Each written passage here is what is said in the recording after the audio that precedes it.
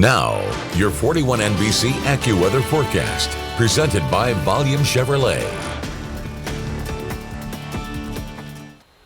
41 Skyview in Dublin is presented by the Georgia United Credit Union. 59 degrees right now. That's one of our warm spots. Again, nowhere in the 60s as of yet. We've got a 7-mile-per-hour wind coming in from the east-northeast. A lot of rain off to the south, but as I mentioned earlier, how these models like to overestimate how far north it gets. It looks like that might be the case again. We are seeing a couple of showers creeping into our southern counties right now, but definitely not that widespread rain that the graph was calling for earlier today around the region around this time. So the good news is it is still cloudy and it's cool, and it looks like we're not going to warm up a whole lot more as we get into the afternoon. The question becomes, do we end up reaching high temperatures for Saturday just after midnight tonight, aka afternoon highs tomorrow are going to be in the 40s.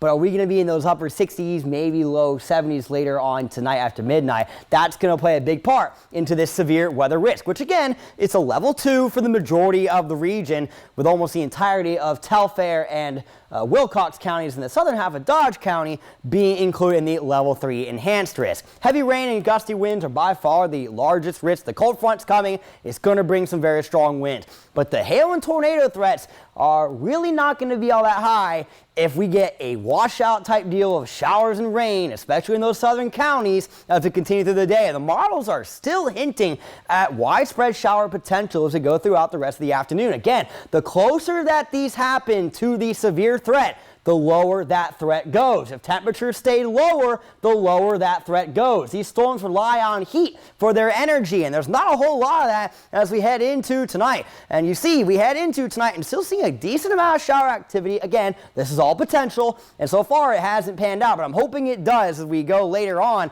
And now this model, which is great for handling severe weather events, isn't hinting as much at these individual cells out front of the cold front like it was earlier. That's really, really good news. That drops that tornado threat down. But the cold front, again, most certainly is going to be coming through after midnight. Widespread rain, heavy rain coming in with that. Rain totals over an inch for some of us, and we should see the sun return not long after the sunrise tomorrow, but it will be a cold and blustery day with gusts of the wind reaching up to 45 miles per hour and sustained wind speeds topping off at about 30. Here are those rain totals real quick for you again, between half an inch and an inch overnight for us. Let's go ahead and check out your 7-day forecast.